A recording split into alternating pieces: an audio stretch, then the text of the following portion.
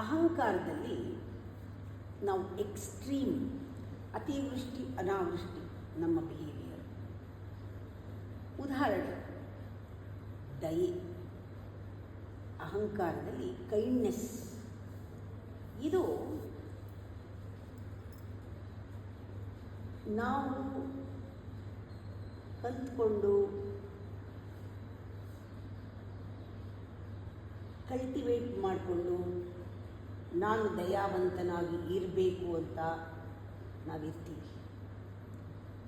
ಈ illusionary cultivated emotion ದಯೆ, ಇದಕ್ಕೂ ಸಹಜವಾಗಿ ನಮಗೆ ದೈವತ್ವದಲ್ಲಿ ಹುಟ್ಟುವಂತಹ ದಯೆಗೂ ಬಹಳ ವ್ಯತ್ಯಾಸ ಇದೆ.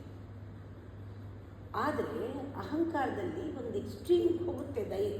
ನಮ್ಗೆ ಆದರ್ಶ, ನಾನು ದಯಾವಂತ ಅಂತ. ಇದು ಬಂಧನ, ಬಂಧಿಸುತ್ತೆ. ನಮಗೆ ಗೊತ್ತಾಗಲ್ಲ, ಅದೇ ಮಾಯೆ ನಮಗೆ ಬಂಧಿಸುತ್ತೆ. ನಮಗೆ ಗೊತ್ತಾಗಲ್ಲ, ಗೊತ್ತಾಗೋದೇ ಇಲ್ಲ. ನಾನು ತುಂಬ ದಯಾವಂತೆ ಅಂತಲೇ ನಾವು ನಮ್ಮನ್ನು ನಂಬ್ಕೊಂಡಿರ್ತೀವಿ. ಎಷ್ಟು ಕೈಂಡ್ನೆಸ್ ಇದೆ ನನಗೆ, ಯಾರು ಗಮನಿಸಲ್ಲ ಅಂತ, ಅಷ್ಟು ಕೈಂಡ್ ಅಂತ. ಆದರೆ ಒರಿಜಿನಲ್ ನಮಗೆ ಅನುಭವಕ್ಕೆ ಬಂದಿರಲ್ಲ. ಒರಿಜಿನಲ್ ಕೈಂಡ್ನೆಸ್ ಇದು ಕಲ್ಟಿವೇಟೆಡ್. ಯಾವಾಗ ಗೊತ್ತಾಗುತ್ತೆ? ಜೀವನದಲ್ಲಿ ಏಟು ಬಿದ್ದಾಗ ಗೊತ್ತಾಗುತ್ತೆ. ಏಟು ಬಿದ್ದಾಗ ಅವರು ಏನು ಮಾಡಿದ್ರು ಅಂತ ನೋಡಬೇಡಿ. ನಿನ್ನ ಭಾವನೆ ಒರಿಜಿನಲ್ ಆಗಿದ್ದರೆ ಏಟು ಬೀಳ್ತಾ ಇರಲಿಲ್ಲ. ಇದು ಕಲ್ಟಿವೇಟೆಡ್ ಇಲ್ಯೂಷನರಿ ದಯೆ, ಅದಕ್ಕೆ ಏಟು ಬಿದ್ದಿದೆ ಅಂತ ತಿಳ್ಕೊಳ್ಳೋದು ನಿಜವಾದ ಜ್ಞಾನ, ನಿಜವಾದ ವಿವೇಕ.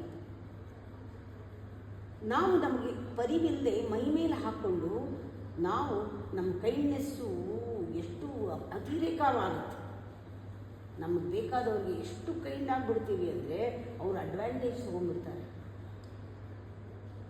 ಆದರೆ ನಮ್ಮ ಈಗೋ ಸೆನ್ಸಿಟಿವ್, ಬಹಳ ಸೆನ್ಸಿಟಿವ್. ನಮಗೆ ಗೊತ್ತಾಗತ್ತೆ. ಏನು ಗೊತ್ತಾಗತ್ತೆ? ಇವರು ಅಡ್ವಾಂಟೇಜ್ ತಗೊಳ್ತಾ ಇದ್ದಾರೆ, ಇವ್ರು ಡಬಲ್ ಸ್ಟ್ಯಾಂಡರ್ಡ್ ಮಾಡ್ತಾ ಇದ್ದಾರೆ.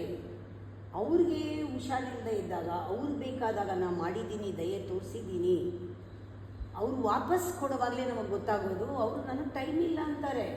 ನೀವು ಎಷ್ಟೊಂದು ಕೊಟ್ಟಿರ್ತೀರಾ. ನೀವು ಪೇಯ್ನಲ್ಲಿದ್ದಾಗ ಅವ್ರಿಗೆ ಟೈಮ್ ಇಲ್ಲ, ಸಪೋರ್ಟ್ ಮಾಡಲ್ಲ, ನಿಮ್ಮನ್ನು ಕೇರ್ಲೆಸ್ ಆಗಿ ಮಾಡ್ತಾರೆ. ನೀವು ಮಾಡಿದ್ದೆಲ್ಲ ಏನು ಜ್ಞಾಪಕ ಇಟ್ಕೊಳ್ಳಲ್ಲ. ಒಂದು ಲಿಮಿಟ್ನ ಸೆಟ್ ಮಾಡ್ಕೊಳ್ತಾರೆ ಅವರು, ಅದು ದಾಟಿ ಬರಲ್ಲ. ಅಪ್ಸೆಟ್ ಆಗುತ್ತೆ ಎಲ್ಲನೂ. ನಾನು ಇಷ್ಟು ಮಾಡಿದ್ದೀನಿ, ನನಗೊಂಚೂರು ನೀರು ಕೊಡಲಿಲ್ಲ ಅನಿಸುತ್ತೆ ನಿಮಗೆ. ಆದರೆ ಅದು ನಿಮ್ಮ ಒಂದು ಕಲ್ಟಿವೇಟೆಡ್ ದಯೆ ಅವ್ರಿಗೆ ಮುಟ್ಟೇ ಇಲ್ಲ.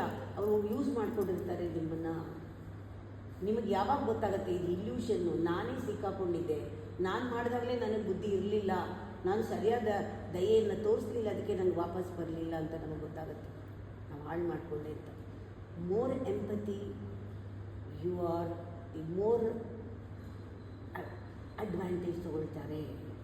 ಎಲ್ಲರೂ ನಿಮ್ಮನ್ನು ಮಿಸ್ಯೂಸ್ ಮಾಡ್ತಾರೆ. ಆ ಎಂಪತಿಗಿಂತ ನೀವು ಮೆಡಿಟೇಷನ್ ಮಾಡಿ, ಅಲ್ಲಿ ನಿಜವಾದ ದಯೆ ಅನ್ನೋದು ಪರಮಾತ್ಮನ ಸ್ವರೂಪ ನಿಮ್ಮಲ್ಲಿ ಬರುತ್ತಲ್ಲ, ಆಗ ಯಾರಿಗೆ ದಯೆ ಬೇಕು, ನಿಮ್ಮ ಅವಶ್ಯಕತೆ ಇದೆ, ಅಲ್ಲಿ ನೀವು ಸ್ಪಾಂಟೇನಿಯಸ್ ಆಗಿ ಇರ್ತೀರ, ದಯಾವಂತರಾಗಿ. ನಿಮಗೆ ಬೇಕಾದಾಗ ಪರಮಾತ್ಮನೇ ಸಾಕ್ಷಾತ್ ಬಂದು ದಯೆಯನ್ನು ತೋರಿಸಿ ನಿಮ್ಮನ್ನು ಕಾಪಾಡ್ತಾನೆ. ಅದು ಗೊತ್ತಾಗಬೇಕಾದ್ರೆ ಮೆಡಿಟೇಷನ್ ಮಾಡಬೇಕು. ಇಲ್ಯೂಷನ್ ದಯೆ ಯಾವುದು, ಇಲ್ಯೂಷನ್ ಕಂಪ್ಯಾಷನ್ ಯಾವುದು, ಇಲ್ಯೂಷನರಿ ಲವ್ ಮೋಹ ಯಾವುದು, ಸತ್ಯ ಯಾವುದು, ನಿತ್ಯ ಅನಿತ್ಯ ಯಾವುದು ಶಾಶ್ವತವೋ ಅದು ನಮಗೆ ಹುಡುಕೋಕ್ಕೆ ಒಂದು ದಾರಿ ತೋರಿಸೋದು ಸ್ಪಿರಿಚುಯಾಲಿಟಿ.